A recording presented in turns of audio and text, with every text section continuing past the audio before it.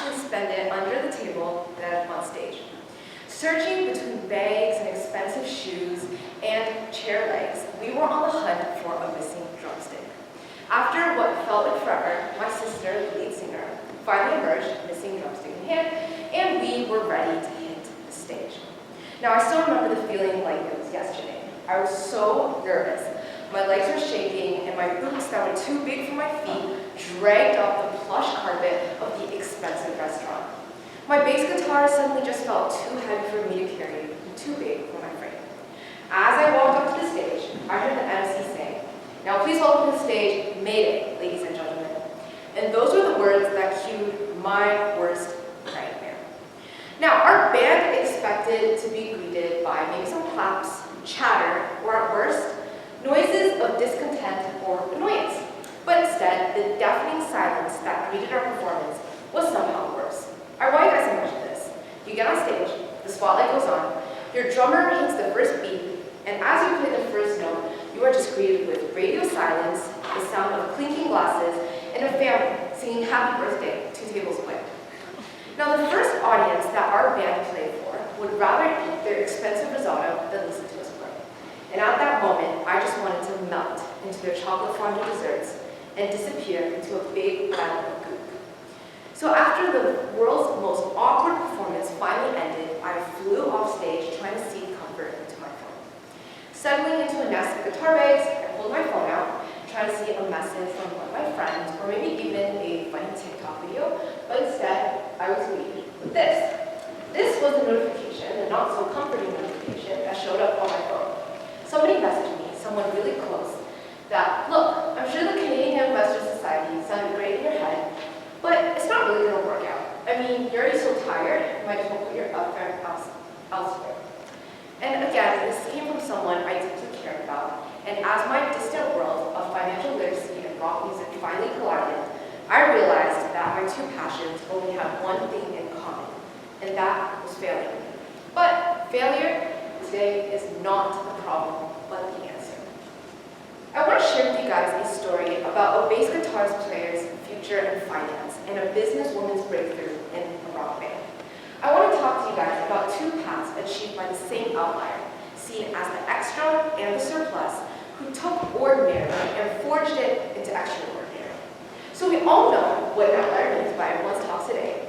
It's someone who doesn't fit into society's norms of what is normal or what is average. But what really makes someone an outlier? Is it their talent? Is it their background? Or is it their ideas? Or is it simply something much deeper, their mindset and lifestyle? Well, my name is Meihuan, and I'm the bass guitarist for an amateur rock band called Meihuan. But I'm also the president and the founder of the Canadian Young Investors Society. Now, these 2 endeavors may seem like they're in separate universes, but they actually share one commonality, and that is they both push me to step outside my comfort zone and embrace my inner outlier. So I want to tell you guys a story. When I was 16 years old, I joined a band called Mayday, and we were a group of friends with the dream of making it big in the local music scene. We were just a small band at first, with dreams of playing in front of thousands of screaming fans like one does. But then it hit us. In order to achieve our dreams, we actually have to stand out from other bands. So how do we do that? Well, we spent hours upon hours rehearsing and practicing lyrics and perfecting our sound. We performed at local coffee restaurants and different events, trying to get our name out there, and always trying to find a way to stand out. We actually faced rejection after rejection, but our team and our band never gave up. Well, eventually, all of this hard work paid off, and we were invited to perform at our local music festival in our hometown. Now, this performance opened so much doors for us. It grew our fan base and actually got us more gigs. Suddenly, Mayday became the outlier in the crowded music scene. Why? Because we were willing to take risks and embrace our unique sound. That set us apart from other bands. Now, as Mayday was starting to take off, I found a passion for financial literacy. I noticed around me that in Canada, there was a lack of financial education for Canadian youth. Now I want to do something about it. So I founded the Canadian Young Investors Society. And with a group of like-minded individuals, Our mission was to provide free financial literacy tools and knowledge to every single Canadian student who needed it to become financially literate and also successful future investors. Now, just like May Day, CYIS actually started really small. We met up in local libraries and we asked schools and community organizations to spread our word. We also faced tons of rejection, failure, and setback. But just like with May Day, in my experience, I learned not to give up. All of our last-minute elevator pitches turned into last-minute performances at the open mic. Sponsorship panels turned into crowds of screaming fans. And of course, our arguments during the meetings turned into off-pitch harmonies backstage at a sound check. And all this effort finally paid off, just like with me. CYIS took off. Currently, we have chapters all across Canada, and we have hundreds of members and supporters. We even have renowned sponsors like CPA, who support our journey of spreading financial literacy to every single classroom. And just like that, CYIS became the outlier in financial education. Why? Same reason.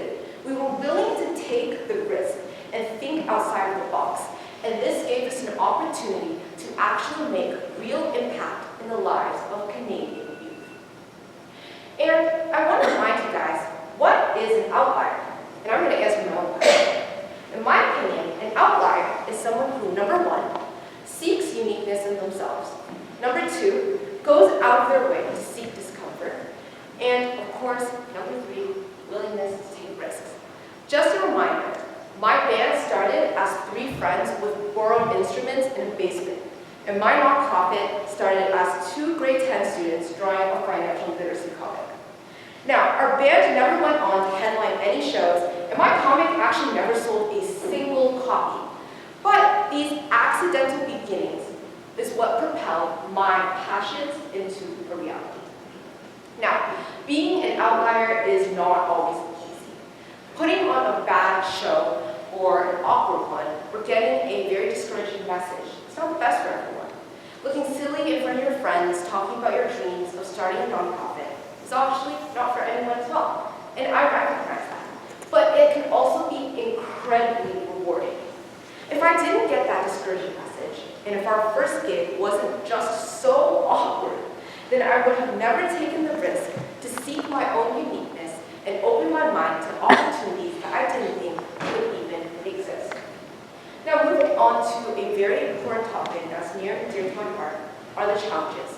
As a woman of color in both finance and rock music, I found myself facing a lot more challenges than others would face. In today's music scene, there are very few women of color who are successful and recognized. Well, that's because in a society where your capabilities are predetermined by the body that you were born in, that prevents us from seeking role models who look like us, who overcame the same challenges that we face.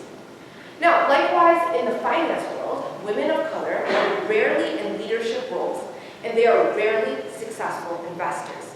Well, that's because it is very hard to break into an industry where, again, nobody looks like you, and even fewer have faced the same experience that you have done. Well, however, my experience in both the worlds of finance and rock music has given me a unique set of skill sets and perspectives.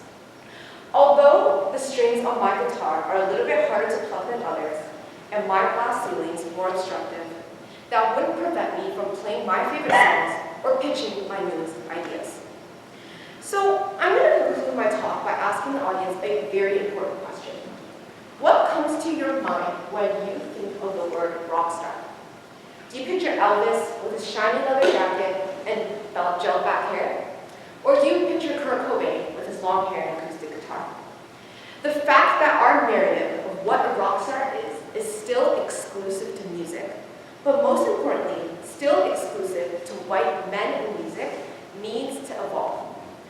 I want everyone in this room today, when they leave, to imagine themselves playing on stage in front of thousands of screaming fans. Now, the stage can be your kitchen, your dorm room, or your very desk at school. And these fans can be your parents, your coworkers, or your community members. Because you are needed and valued in your areas of passion and expertise. You are the rock star and the outlier who will shape the world with your music.